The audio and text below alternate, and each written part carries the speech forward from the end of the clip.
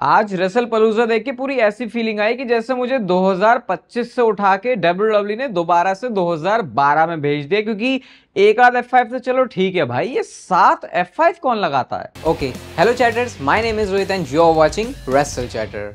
तो आज इस वीडियो में रिव्यू करने वाले हैं डब्ल्यूडब्ल्यू के very much hyped show WrestlePalooza को। और क्योंकि ये ESPN के ऊपर डब्ल्यूडब्ल्यू का पहला PLE था, तो ऐसा सुनने में लग रहा था कि डब्ल्यूडब्ल्यू इस वाले शो के लिए अपनी पूरी जान लगा देने वाली है। तो क्या इसने ऐसा डिलीवर किया, इसको डिस्कस करेंगे वीडियो के एंड तक जाते जाते। बट सबसे पहले जो शो की स्टार्टिंग है वो एक ओपनर के साथ होती है, जहां पे क्योंकि ESPN के ऊपर आ रहा है तो वहां पे नया क्राउड अगर देख रहा होगा तो डब्ल्यूडब्ल्यू को ऐसा था कि इनको बता तो दें कि रेसलिंग होती क्या है। ट्रिपल एच ने इसको शुरू किया, कहते हैं क्या तुम फील कर सकते हो अभी जो तुम विटनेस करने वाले हो वो फाइनल फॉर्म है स्पोर्ट्स एंटरटेनमेंट की, स्पोर्ट्स इज एंटरटेनमेंट, ऐसे भारी भारी शब्दों का उन्होंने चुनाव किया। और उसके बाद वो बोलते हैं welcome to WW and welcome to WrestlePalooza. उसके बाद पायरोस वगैरह फटते हैं। तो जो पूरा एनवायरमेंट था, एटमॉस्फेयर था, उसको बिल्कुल बना तो इन्होंने ऐसा रखा था कि जैसे कि बहुत स्पेशल वाला शो होने वाला है। और सबसे पहले ही जो शो की स्टार्टिंग थी वो जैसे मैंने आपको बता दिया था कि Brock Lesnar versus John Cena के मैच के साथ होने वाली है। और ये कंफ्यूजन भी थोड़ा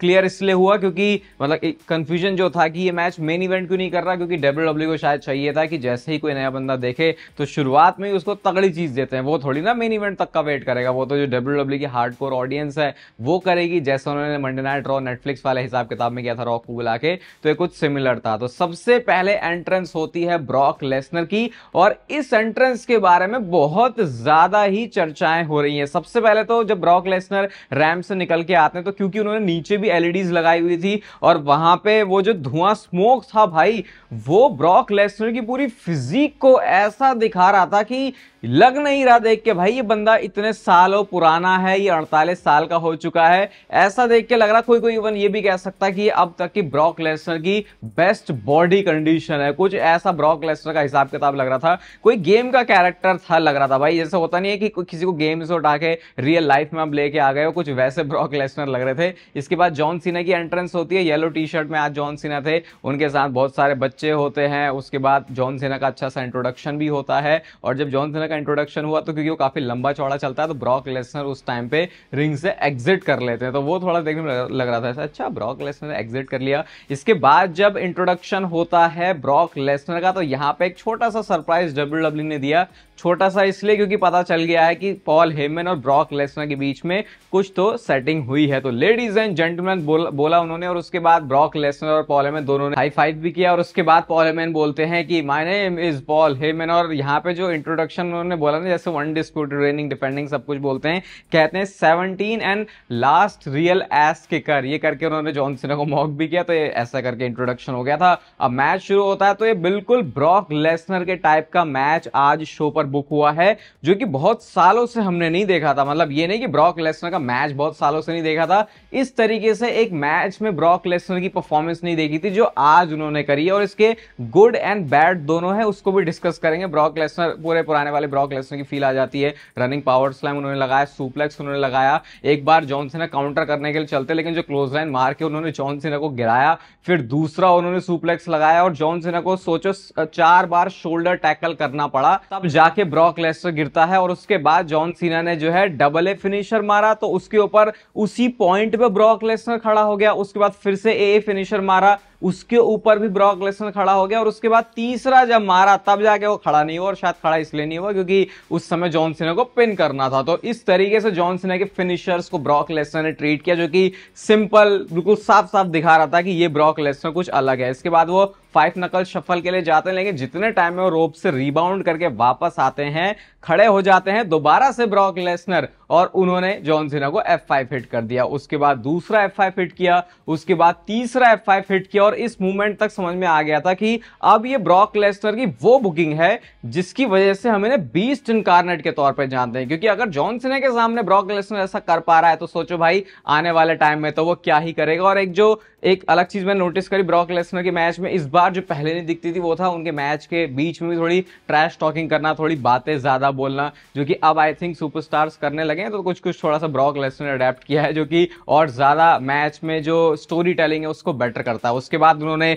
चौथा F5 लगाया, पांचवा F5 लगाया, छठा F5 लगाया और इस पॉइंट तक समझ में आ गया था कि यहां से जॉन सीना का कमबैक नहीं होने वाला, चाहे कितना ही बड़ा सुपर सीना हो जाए। और उसके बाद जब छठा F5 उन्होंने लगा दिया तो ब्रॉक लेसनर जॉन सीना को पिन कर देते हैं और ब्रॉक लेसनर ने इस मैच में जॉन सीना को हरा दिया है। तो बहुत ही मामला इसमें ऐसा था कि मैच किसकी तरफ जा सकता है, क्योंकि दोनों ही पॉइंट्स थे, लेकिन ये मैच जीते हैं ब्रॉक लेसनर। और ब्रॉक लेसनर की डोमिनेशन यहीं पर खत्म नहीं होती। जो उन्होंने रेफरी को F5 मारा है ना, वो F5 इतना ज्यादा ब्रूटल था देखने में। एक तो क्योंकि अगर मतलब जॉन सीना तो एक रेसलर है पूरा, लेकिन रेफरी का जो वेट है, जो साइज है, वो तो छोटा है। अब जब उन्होंने पटका, भाई रेफरी इतनी बुरी तरीके से गिरा, उस फॉल को देखना, उस बम्प को देखना जो कि रेफरी ने लिया, और उसके बाद रेफरी को पकड़ के जो है बाहर भी फेंक देते हैं। उसके बाद जॉन सीना को मारने से भी इतना ही उनका मन नहीं भरा था, उन्होंने क्या किया, एक और F5 लगाया मैच खत्म होने के बाद जॉन सीना को। उसके बाद जो अपना ग्लव्स है उसको वो निकालते हैं। और जो मैं गुड एंड बैड इस बुकिंग की बात कर रहा हूं, तो गुड तो ऑब्वियसली बढ़िया है कि ब्रॉक लेसनर को WWE उस फैशन में दिखा रही है जैसा फैंस उनको देखना चाहते हैं। क्योंकि जो उनका लास्ट रन था उसमें फैंस की यही कंप्लेंट थी कि भाई ब्रॉक लेसनर वैसा ब्रॉक लेसनर फील नहीं होता, ये स्पेशल फील नहीं होता। लेकिन इस मैच ने उस चीज को स्टैब्लिश किया है। और ये बात ध्यान रखना कि अगर जॉन सीना के सामने इस तरीके की बुकिंग हुई है ब्रॉक लेसनर की, तो आने वाले टाइम में WWE ने स्टैब्लिश किया है, क्योंकि कुछ और बड़ी चीजों के लिए वो ब्रॉक लेसनर को प्रिपेयर और तैयार करना चाहते हैं। और बैड चीज ऑब्वियसली जॉन सीना के फेवर में, क्योंकि वो सुपर सीना वाली फील ऐसा लग रहा था कि आ गई है ब्रॉक लेसनर के अंदर, जैसा वो कोडी रोड्स के सामने लड़े थे। उसके बाद जो उनको मोमेंटम मिला था, फिर चाहे आप लोगन पॉल के मैच की बात भी कर लो, लेकिन ऐसा इस फेयरवेल टूर में नहीं हुआ है। और वो जो बहुत हमें ऐसा लग रहा था मैच तो होगा कि लंबा चौड़ा खींचेगा, दोनों बिल्कुल लिमिट्स तक लेके जाएंगे, उस फैशन में WWE ने बुकिंग नहीं करी। अगर वैसे होती तो आपको मैच देखने में मजा आता, लेकिन यहाँ पे ये ब्रॉक लेसनर का फ्लेवर डला है कि भाई मैं आ गया हूं और मेरे को तोड़ना है, फोड़ना है। लेकिन फिर भी एक सुपर सीना वाला काम तो किया जॉन सीना ने, क्योंकि उसके बाद भी वो अपने पैरों पे खड़े होके ही जाते हैं। तो अगर आपको 7 F5 लग जाए और उसके बाद भी अगर आप अपने पैरों पे खड़े होके जा रहे हो, तो इसके लिए आपको जॉन सीना ही बनना पड़ता है। आपको कैसा लगा है हिसाब किताब, वो आप कमेंट सेक्शन में बता सकते हो। मैंने अपना इसका जो पूरा ओपिनियन है वो आपको बता दिया। इसके बाद शो पर नेक्स्ट मैच आता है the Usos versus Bron Breakker and Bronson Reed का। और जो ऊसोस की एंट्रेंस होती है, सबसे पहले वो ऊसोस वाले पुराने वाले म्यूजिक पर ही होती है, जो कि WWE ने चलो सही किया। लेकिन उनको ये बात पता थी कि अगर माहौल बनाना है ESPN पे, जो लोग पहली बार देखे उनके लिए कुछ स्पेशल फील करवाना है, तो भैया आपको यीट के ऊपर ही एंट्रेंस करवानी पड़ेगी। और उसके बाद जिमी ऊसो कहते हैं कि जो भी लोग इस बिल्डिंग में हैं, उन्होंने बिल्डिंग को पहले बिजनेस बोल दिया था, उसके बाद उन्होंने अपना वो जो वर्ड है उसको करेक्ट किया और कहते हैं सारे लोग अपने फ्लैश लाइट निकाल लो। सोचो US वाले लोगों को बोलना पड़ रहा है। अगर वही ये ओवरसीज क्राउड होता तो वो पहले से ही तैयार बैठा होता। तो इतना चोमू है US का क्राउड। उसके बाद जो है जे ऊसो का म्यूजिक प्ले होता है एंड देन उन्होंने जो है अपनी एंट्रेंस करी ब्रॉनसन रीड की। उसके बाद एंट्रेंस होती है, ब्रॉन ब्रेकर साथ में ही आ रहे होते हैं। और इस मैच में special guest referee Alan Knight को बनाया गया था, जिसने इस मैच में थोड़ा और तड़का मारने का काम किया। तो इस मैच में एक सीक्वेंस होता है जहां पे ब्रॉनसन रीड चेयर लेके आते हैं, तो एलन नाइट ने बोला ना ना ये चेयर नहीं ले सकते तुम। लेकिन जब जिमी ऊसो के पास वो चेयर आ गई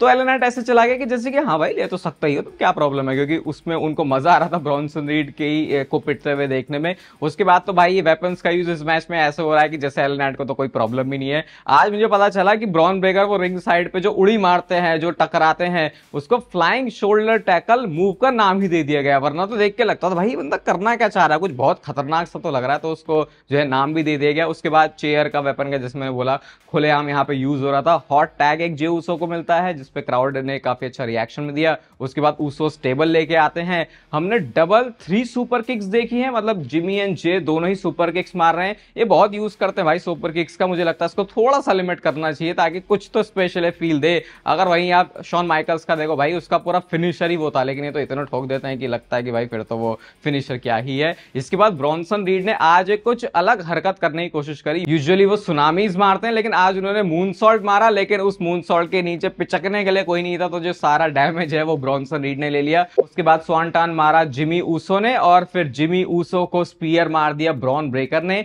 एंड देन फिर जे ऊसो भी अपना हक करते हैं ब्रॉन ब्रेकर को। उसके बाद वो स्प्लैश के लिए जाते हैं, लेकिन ब्रॉन ब्रेकर ने किक आउट कर दिया।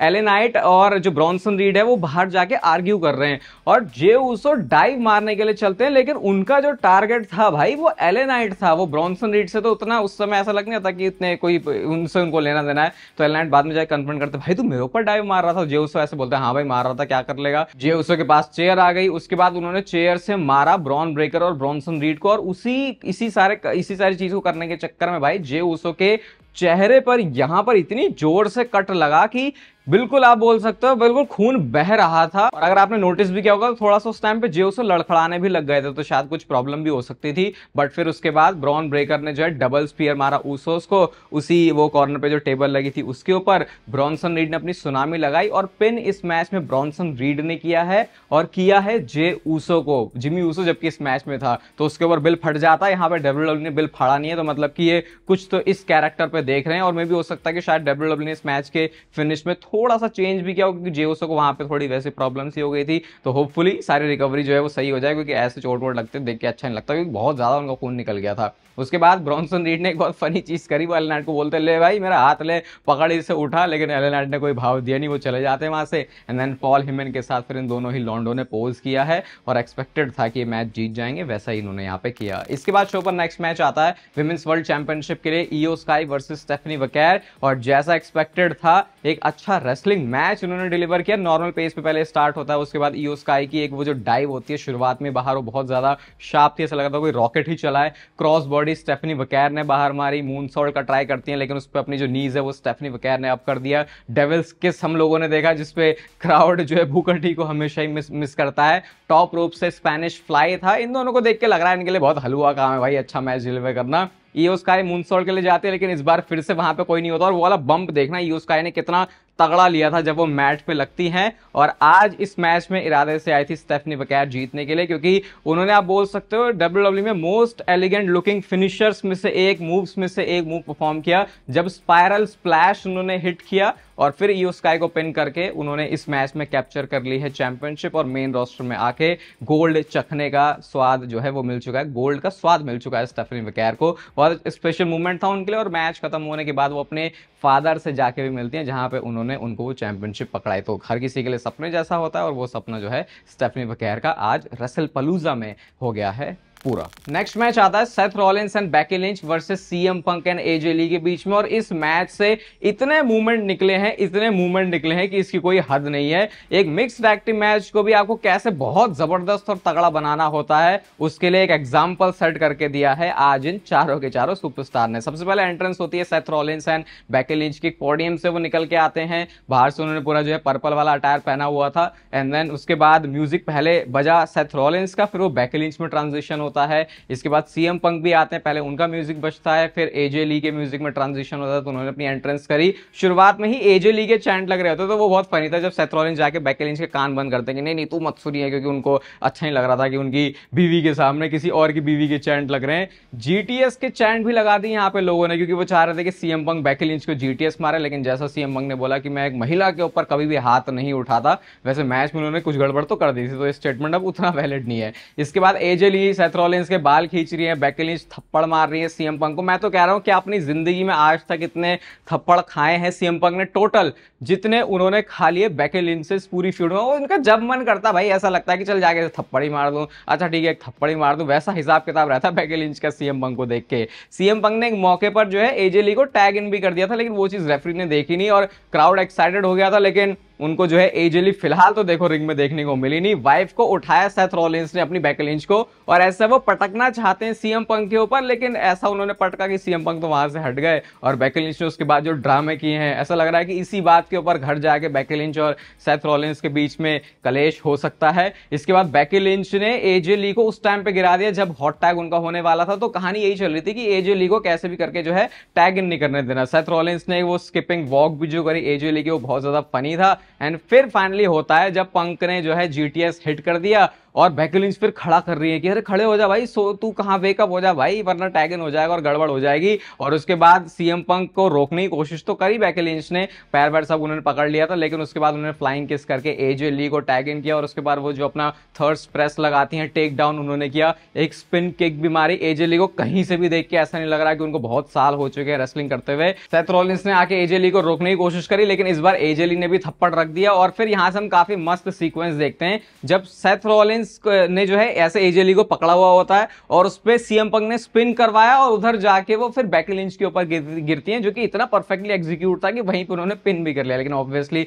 फिर किकआउट हो जाता है। एजे ली अपने सबमिशन मूव ब्लैक विडो के साथ थी और उधर सीएम पंक ने अपना शार्प शूटर लगाया हुआ होता है। सेथ रॉलिंस ने बेकी लिंच को छुड़वाया तो उसके बाद एजे ली ने जो है सेथ रॉलिंस के ऊपर ही लगा दिया अपना फिनिशर। फिर हमने यहाँ पे डबल पेडिग्री देखी, उसके बाद डबल किकआउट होता है। सेथ रॉलिंस ने एजे ली को मैट पे गिरा दिया। बस इतना काफी था सीएम पंक का गुस्सा भड़काने के लिए। उन्होंने सेथ रॉलिंस को जाके स्टॉम्प मारा है, बहुत गुस्से में वो थी। बेकी लिंच ने फिर से जो थप्पड़बाजी है वो शुरू कर दी और इसके बाद अब ऐसा लगा कि सीएम पंक मार ही देगा बेकी लिंच को। वो सबमिशन मूव के लिए जाते ही हैं, लेकिन सेथ रॉलिंस ने वहां पे आके उंगली कर दी। लेकिन फिर भी सीएम पंक ने बेकी लिंच को छोड़ा नहीं, क्योंकि पहले बेकी लिंच ने शार्प शूटर लगाया तो उसी का काउंटर करके उन्होंने भी शार्प शूटर लगा दिया। और फिर ये वाला सीक्वेंस बहुत मस्त था, जब सेथ रॉलिंस ने रोका पहले तो, और उसके बाद उन्होंने पेडिग्री लगाई, स्टॉम्प लगाया, वो पिन करते हैं। लेकिन एजे ली ने पिनफॉल कैसे ब्रेक किया, जब उन्होंने स्टॉम्प किया सेथ रॉलिंस को, तो वो बढ़िया लग रहा था देख के। मैन हैंडल स्लैम के ऊपर भी एजे ली ने किकआउट कर दिया। बाहर जाके टेबल के ऊपर सेथ रॉलिंस बेकी लिंच जो है इन दोनों ही पति पत्नी को मारने की कोशिश कर रहे हैं, और बेकी लिंच ने उसके बाद ऐसा धक्का दिया एजे ली को कि भाई ये एजे ली, सेथ रॉलिंस, सीएम पंक सभी उसी टेबल के ऊपर फूट गए। और फिर रिंग में जाके एजे ली ने अपना फिनिशर, अपना सबमिशन मूव अप्लाई कर दिया, ब्लैक विडो एक बार फिर से, और इस पर बेकी लिंच ने टैप आउट कर दिया। बहुत सारे मूवमेंट्स डब्ल्यूडब्ल्यूई ने इस मैच में डाल के इस मैच को बहुत बढ़िया बनाया, और डेफिनेटली ये वो मैच है जिसको बार बार जाके आप लोग देख सकते हो। तो एक्सपेक्टेशन के हिसाब से बहुत तगड़ा काम यहाँ पे उन्होंने डिलीवर करके दिया। इसके बाद शो पर एक बहुत ही स्वीट सा मूवमेंट था, होलसम पूकी अंडरटेकर आज आया था, क्योंकि जो इंडक्शन है वो करना था स्टेफनी मैकमैन का हॉल ऑफ फेम में, और बिल्कुल सरप्राइज था उनके लिए। और ये सही है भाई, ट्रिपल एच जो है एक प्यारा सा गिफ्ट देना चाहते थे अपनी बीवी को, और उनको लगा कि डब्ल्यूडब्ल्यूई टेलीविजन पर करने से अच्छा कोई गिफ्ट क्या ही हो सकता है। तो ये काफी स्वीट से अनाउंसमेंट थी। और अंडरटेकर का जो कैरेक्टर है, मैं भी बहुत सारे लोग बोल सकते हैं कि ऐसे अंडरटेकर को नहीं दिखना चाहिए था, बट अब वो रिटायर हो चुके तो वो इतना ज्यादा फर्क पड़ता नहीं है। और अब आता है शो का मेन इवेंट, जो कि मैच था Drew McIntyre versus Cody Rhodes के बीच में अनडिस्प्यूटेड चैंपियनशिप के लिए। अब क्योंकि इस मैच को मेन इवेंट में डाला गया था, तो एक्सपेक्टेशन ये थी कि रसल पलूजा है, ESPN पर है, पहले ही मेन इवेंट में तुम ब्रॉक लेसनर जॉन सीना डाल चुके हो,